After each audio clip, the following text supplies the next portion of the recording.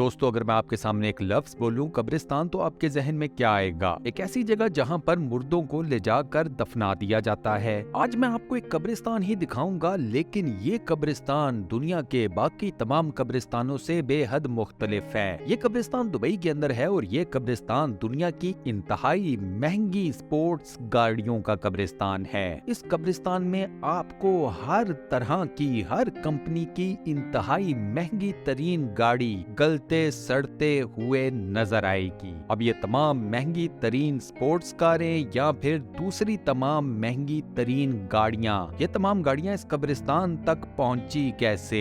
इन गाड़ियों को यहाँ पर लाकर बेयारो मददगार क्यों छोड़ दिया गया है? कईयों की हालत तो अभी भी ऐसी है कि उन्हें मेरे और आप जैसा बंदा इस्तेमाल कर ले। तो सवाल ही पैदा होता है कि क्या इन गाड़ियों में से कोई एक ऐसी गाड़ी जो कि कदरे बेहतर हालत में है, क्या उसे मैं या आप या कोई भी और शख्स दोबारा से खरीद सकता है या नहीं? आज की हमारी स्पेशल वीडियो बेस करती है दुबई के अंदर मौजूद लग्जोरियस तरीन गाड़ियों के इस कब्रिस्तान के ऊपर और इससे रिलेटेड इंतहाई हैरान कुन फैक्ट्स के बारे में। तो आपका मजीद वक्त जाया नहीं करूंगा, सीधा लेकर चलूंगा आपको मेन मुद्दे पर। बस वीडियो को शुरू से लेकर आखिर तक टिक कर देखना पूरा। इस कब्रिस्तान की सबसे हैरानकुन बात यह है कि इस कब्रिस्तान में लिमिटेड एडिशन गाड़ियां भी आपको गलते सड़ते हुए नजर आएंगी। मिसाल के तौर के ऊपर इस कब्रिस्तान में एक ऐसी भी फेरारी मौजूद है जिसके सिर्फ पूरी दुनिया में 400 वेरिएंट्स बनाए गए थे। कुछ यही हाल एक खड़ी बुगाटी का भी है, एक अदद जैगुआर का भी।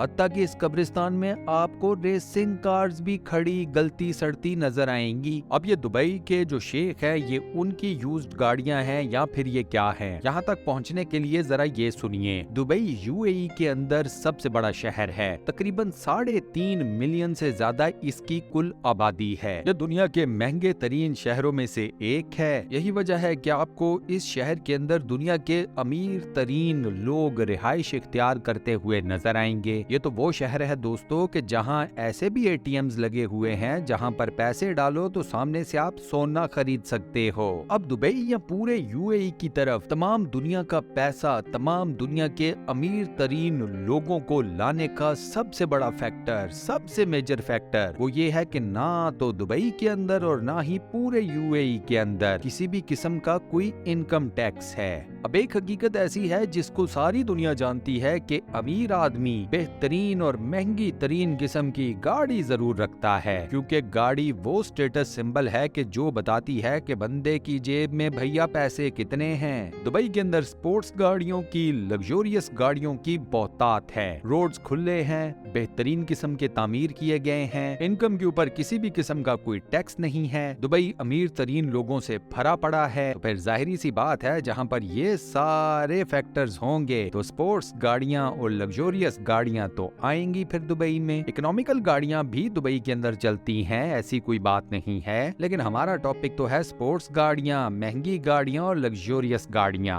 दुबई में अमीर तरीन लोग इस बात का फ्लक्स मारते हैं कि उनके पास जो गाड़ी है वो दुबई में किसी भी दूसरे शख्स के पास नहीं है। किसी दूसरे शख्स ने वही गाड़ी ले ली तो फिर है रोला। दुबई में गाड़ियों का वो कब्रिस्तान जिसके बारे में मैंने वीडियो के स्टार्ट में बात की थी, वो इस वजह से बना कि दुबई में कवानीन बेहद सख्त हैं। दुबई में शरिया लॉ भी है, थोड़ा सा वेस्टर्न लॉ इस शरिया लॉ के अंदर मिक्स किया गया है और दुबई इन्हीं कवानीन के ऊपर सेफ एंड साउंड चल रहा है। ऐसा ही एक कानून है बैंक से कर्जा लेने के बारे में। दुबई के अंदर जब किसी को हाई प्रोफाइल किस्म की नौकरी मिलती है तो वो क्या करता है, वो जाकर बैंक से एक बहुत बड़ा लोन ले लेता है। ये प्रैक्टिस दुबई के अंदर बेहद कॉमन है। दुबई में मौजूद बैंक्स आपको कर्जा देते हुए ज्यादा कड़ी किस्म की शराइत भी नहीं रखते, यानी कि आपको कोई सा भी बड़ी अमाउंट का लोन बड़ी आसानी से मिल जाता है। अब कर्जा लेते हुए आपके पास चूंकि जॉब होती है, आप वेल पेड होते हैं, तो आपको यही लगता है कि आप ये कर्जा with in the due time चुका दोगे। आप कर्जा लेते हैं और ज्यादातर लोग कर्जा लेने के बाद उस कर्जे में से खरीदते हैं एक इंतहाई महंगी किस्म की स्पोर्ट्स कार या लग्जोरियस कार, क्योंकि मैंने कहा ना दुबई की रोड्स के ऊपर फ्लक्स भी तो मारना है कि आप एक अमीर इंसान हैं। अब फर्ज करें कि आपकी नौकरी चली जाती है, कुछ हालात ऐसे आ जाते हैं, मिसाल के तौर के ऊपर रिसेंटली जैसे कोविड आया, कई लोगों को अपनी नौकरियों से हाथ धोने पड़े, दुबई के अंदर भी यही हुआ। अब जब आपकी नौकरी चली जाती है या आपकी सैलरी रिड्यूस हो जाती है तो आपने जो बैंक से कर्जा लिया होता है अब वो आपके लिए बन जाता है एक मुसीबत। दुबई के अंदर कानून ये है कि अगर आपने बैंक से लिया हुआ कर्जा टाइम के ऊपर वापस नहीं किया या उसकी कोई किस्त चुकाने में चूक गए तो आप सीधा जाते हैं जेल में। ऐसे मौके पर या तो आप अपने दोस्तों से रुजू करते हैं कि वो आपको पैसे उधार दें ताकि आप बैंक का लोन चुका सकें या उसकी किस्त दे सकें, या फिर आप अपने गैराज में खड़े होकर उस महंगी स्पोर्ट्स कार या लग्जरियस कार को देख रहे होते हैं जिसको खरीदने के लिए आपने बैंक से लोन लिया था। इन दोनों सूरतों में जब आपके हाथ में पैसे नहीं आते तो फिर आता है दुबई में इस्तेमाल किया जाने वाला तीसरा सबसे बड़ा ऑप्शन, अपनी महंगी तरीन गाड़ी पकड़ो, उसमें बैठो, इग्निशन ऑन करो और दुबई से रफू चक्कर हो जाओ। आप हैरान होंगे कि वो लोग जो कि बैंक से लोन लेते हैं और उसके बाद बैंक्स को लोन वापस करने की पोजीशन में नहीं रह पाते, वो दुबई से भागने वाली ऑप्शन को सबसे ज्यादा इस्तेमाल करते हैं। यही लोग हैं जो कि अपनी गाड़ियों के ऊपर दुबई से फरार हो जाते हैं और उसके बाद अपनी गाड़ियों को कहीं पर भी छोड़ जाते हैं, रोड साइड के ऊपर, सहरा के अंदर, किसी गैराज में या इवन किसी कब्रिस्तान के बाहर। ये गाड़ियां इन जगहों के ऊपर जूं की तूं खड़ी रहती हैं। उसके बाद फिर पुलिस आती है, इन गाड़ियों को टो करती है और अपने साथ ले जाती है। कुछ लोग तो अपनी गाड़ियों में से इतनी जल्दी फरार होते हैं कि चाबी भी इग्निशन में छोड़ जाते हैं और कुछ लोगों के पास तो इतना भी टाइम नहीं होता कि गाड़ी में मौजूद अपनी अशिया को भी समेट सकें। मजे की बात यह है कि दुबई में इन छोड़ी जाने वाली गाड़ियों को टो करके पुलिस की तरफ से किसी एक खास जगह के ऊपर जाकर डंप करना, इस सारे प्रोसेस में काफी ज्यादा टाइम लग जाता है, कई महीने लग जाते हैं। पुलिस इन छोड़ी हुई गाड़ियों को उठाकर किसी जंक यार्ड में जाकर डंप कर देती है और पैदा हो जाता है स्पोर्ट्स गाड़ियों का, लग्जरियस तरीन गाड़ियों का वो कब्रिस्तान जिसके बारे में मैंने आपको वीडियो के शुरू में बताया था। अब सवाल ये पैदा होता है कि दुबई के अंदर ये तमाम गाड़ियां जिनको इनके मालिक छोड़कर फरार हो जाते हैं, मैं या आप इनमें से कोई गाड़ी खरीद सकते हैं या नहीं? वेल, आपके पास इस सवाल के जवाब में कुछ ऐसे सवालात हैं जिनके जवाबात आपके पास होने जरूरी हैं। पहला सवाल कि वो गाड़ी जो कि आपको पसंद आ गई है, आप उसे खरीदना चाहते हैं, उसका मालिक कौन था जो कि उसे छोड़कर भाग गया? गाड़ी के मालिक ने किस बैंक से कर्जा लिया हुआ था, उस बैंक का नाम क्या है? गाड़ी के मालिक ने बैंक से जो कर्जा लिया हुआ था उस कर्जे का कितना हिस्सा वो वापस बैंक को अदा कर चुका था और कितना हिस्सा मालिक की तरफ से बैंक को अभी भी पेंडिंग है? ये वो इन्फॉर्मेशन है कि जिसे दुबई के अंदर बैठकर भी हासिल करना तकरीबन नामुमकिन है। तो मेरे और आप जैसे किसी भी शख्स के लिए जिसके पास 4 पैसे आ जाएं, उसके लिए इनमें से किसी गाड़ी को खरीदना इतना आसान नहीं है। एक और आपको इंटरेस्टिंग बात ये बताता हूँ कि दुबई की पुलिस इन छोड़ी हुई गाड़ियों में से जो भी गाड़ी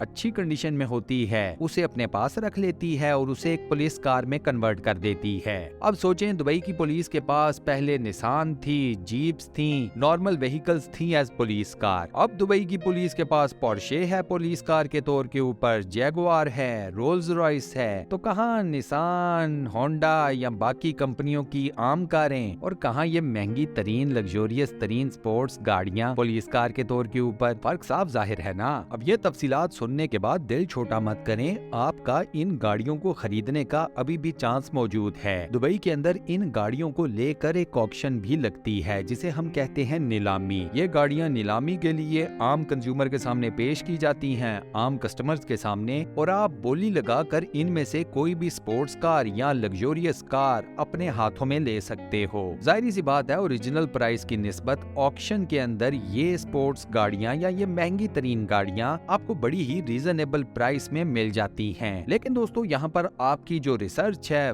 वो बहुत ज्यादा आपके काम आएगी, सो उसके ऊपर जरूर ध्यान रखिएगा। आपको ये पता होना चाहिए कि जिस गाड़ी के लिए आप बिड कर रहे हैं या बोली लगा रहे हैं वो दुबई के अंदर मौजूद खड़ी है तो किस हालत में खड़ी है। ऑक्शन में आने वाली कई गाड़ियां इंतहाई बुरे तरीके से एक्सीडेंटेड भी होती हैं जो कि ऑक्शन के टाइम पर नहीं बताया जाता। तो इस मामले में आपकी रिसर्च आपकी बहुत मदद करेगी। और अब दुबई के अंदर ऐसे गाइड्स भी मौजूद हैं कि जो फिजिकली जाकर गाड़ी का मुआयना करते हैं, आपको गाड़ी की मुकम्मल रिपोर्ट देते हैं और इसके बदले आपसे कुछ पैसे चार्ज चार्ज करते हैं। इसके अलावा दुबई के अंदर अब कुछ ऐसी कंपनीज भी काम करती हैं जो कि इन एक्सीडेंटेड गाड़ियों को उठाती हैं, इनकी मुकम्मल रिपेयरिंग करती हैं, इन्हें टिप टॉप बनाती हैं और उसके बाद अगर आप इस कंपनी से डील बनाने में कामयाब हो जाते हैं तो आप गाड़ी के पैसे पे करते हैं और ये कंपनी गाड़ी आपके दरवाजे के सामने लाकर खड़ी कर देती है। बस फर्क सिर्फ इतना है कि आपको अपने दिल को ये तसल्ली करानी पड़ेगी कि आप एक सेकंड हैंड गाड़ी ले रहे हैं जो कि एक्सीडेंटेड थी,